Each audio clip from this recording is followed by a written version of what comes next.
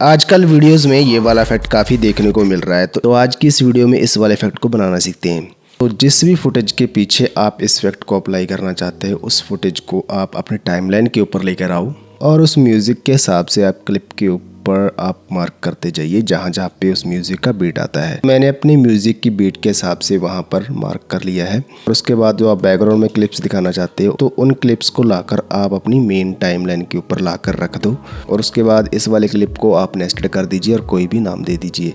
तो इस नेस्टेड किए हुए क्लिप को आप डबल क्लिक करेंगे तो बाकी के क्लिप्स भी लाकर आप टाइमलाइन के ऊपर रख लीजिए। आप इसकी ऑडियो को डिलीट कर दीजिए और उसके बाद स्टार्ट में जाकर आप 5 फ्रेम का डिफरेंस रख के इनको कट कर लीजिए।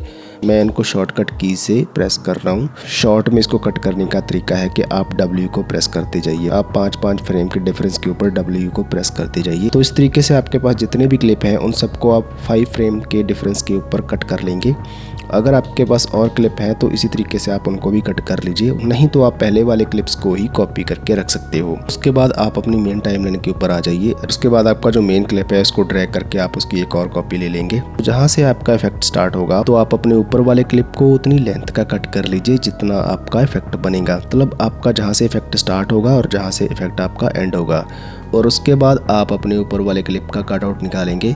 इसको आप रोटोस्कोप की मदद से भी कर सकते हो और जो प्रीमियर का नया वर्जन है उसमें ये ऑब्जेक्ट मास्क वाला टूल भी आप यूज़ कर सकते हो। तो इस तरह से आपका यह सब्जेक्ट सिलेक्ट हो जाएगा। उसके बाद आप अपने मास्क को ट्रैक कर लीजिए। ये ऑटोमेटिकली आपका दोनों साइड से ट्रैक कर देगा।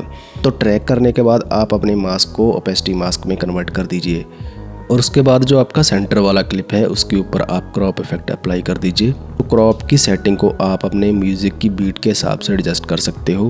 क्रॉप में आकर आप टॉप एंड बॉटम के दोनों की फ्रेम ऑन कर लेंगे। ऑन करने के बाद आप अपने म्यूज़िक की बीट के हिसाब से जहाँ जहाँ पर आपने मार्क लगाए थे उस हिसाब से आप अपने क्रॉप को एनिमेट करते जाओगे। जैसे कि मैंने इसको शुरू में 0 रखा है और आगे वाले मार्क के ऊपर आकर मैंने उसकी वैल्यू को 30 कर दिया है।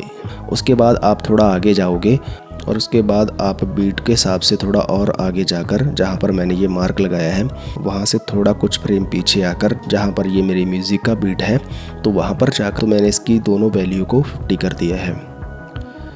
तो इनको 50 करने के बाद मैं अपने आगे वाले मार्क के ऊपर जाऊँगा और यहाँ पर इसकी वैल्यू को मैं 10% कर दूँगा। तो इसके आगे वाला जो मार्क है मैं वहाँ पर जाकर इसकी वैल्यू को फिर से 10% कर दूँगा। इसको 10% करने के बाद मैं अपने नेक्स्ट की फ्रेम के ऊपर जाऊंगा और वहां पर जाकर इसकी वैल्यू को 50 कर दूंगा।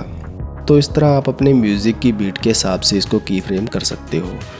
और इन की फ्रेम्स को स्मूथ करने के लिए आप इनको ईज इन और ईज आउट कर सकते हो। तो मैंने इस वीडियो में नहीं किया है। तो कुछ इस तरीके से आप इस वाले इफेक्ट को बना सकते हो।